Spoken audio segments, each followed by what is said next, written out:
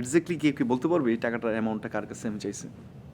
এটা আসছে কোত্থেকে আমাকে বলো? নাজিল হয়েছে উপর থেকে? সেটাই এটা নাজিল কি উপর হচ্ছে থেকে নাজিল হয়েছে কোনো কিছু? উপর থেকে তো কোনো কিছু নাজিল হয় না।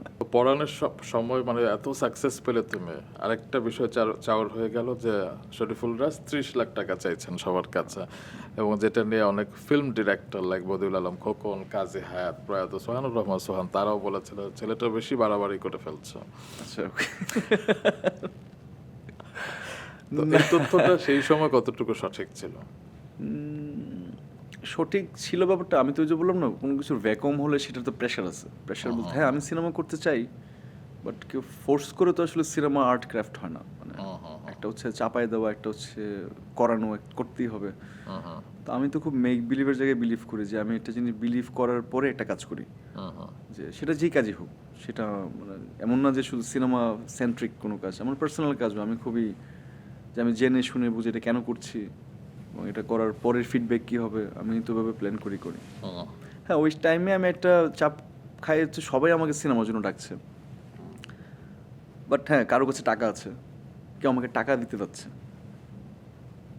কেউ আমাকে অ্যাপ্রোচ করছে তোমাকে সিনেমায় নেবো, মানে বাট কোথাও কিন্তু স্ক্রিপ্ট নেই। মানে আমার পয়েন্টটা তো ওই জায়গাতেই, যেহেতু আমি আমি as an artist, as an actor, আমি মেক শেয়ার করি আমার স্ক্রিপ্ট কী, আমার ক্যারেক্টার কী, আমার চরিত্র কী করা উচিত কী করা উচিত না। সো আমি তো আসলে বারফেলি আপনি আমাকে বললেন চলো তোমাকে আমি এত টাকা দিয়ে দেবো, একটা সিনেমা করবো, সো এটা কীভাবে হ্যান্ডেল করবো বা আমিই বা কীভাবে হ্যান্ডেল করবো, মানে ইজ ইট পসিবল ইভেন? হ্যাঁ, এটা পসিবল হয় তখন যে হ্যাঁ রাফি এটা প্ল্যান করুক, বা আমি যাদেরকে চিনি বা যাদের সাথে আমার কাজ হয়েছে ওরা যদি প্ল্যান করে হ্যাঁ আমি এটা নিয়ে যাও, আমি প্ল্যান করতেছি শুটিংয়ে যাও, আমি তো না বললেও শুটিংয়ে চলে যাবো, কারণ আমি জানি রাফি কি করতে যাচ্ছে বা আরেকজন বা কি করতে পারছে, আর একটা ডিরেক্টর কি করতে পারছে, আই নো দ্যাম।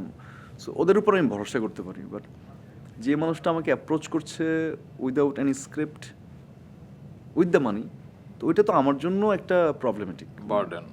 ওইটা তো আমার জন্য খুবই প্রবলেমেটিক। সো আমি মেক শিওর করি স্ক্রিপ্ট আছে, গল্পটা কি, আমার কাজটা কি, তাতে আমি কি করব। তো সেটা তো ইউজুয়ালি অ্যাজ অ্যান অ্যাক্টর হিসেবে তো আমার মানে এটা তো আমার বাধ্যতামূলক জব, ম্যান্ডেটরি জব। তার মানে তুমি 30 লাখ টাকা চেয়েছিলে just because of defence mechanism. Defence না, এটা যে দেখেন এটাও কিন্তু একটা মেকি ব্যাপার আছে।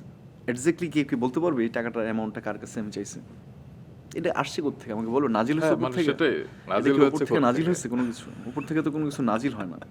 সো কেউ না কেউ, ব্যাপারটা এরকম হয়েছে যে ওই যে বললাম না করার পর ছড়িয়েছে। হ্যাঁ, মানে ব্যাপারটা এরকম হয়েছে কারণ ওই টাইমে আমি আবার বিজিও ছিলাম, মানে আবার আমি টাইম দিতে পারছিলাম না, আবার সবাই আমাকে যেভাবে অ্যাপ্রোচ করছিল ওই অ্যাপ্রোচটা আমার পছন্দ হচ্ছিল না। যে নাও মানি, শুটিং করছি, স্ক্রিপ্ট কোথায় আই ডোন্ট নো, আবার ওদেরকে যে স্ক্রিপ্ট কোথায় বলবো এটা নিয়ে যাদের কয়েকজনকে বললাম ওরা আসলে খুবই একটু মাইন্ড করে বসলো, স্ক্রিপ্ট চাচ্ছে মানে আমার কাছে। সো আমি নিজেই সে কি ফিল করলাম যে আসলে আমি কি ভুল করে ফেললাম নাকি, মানে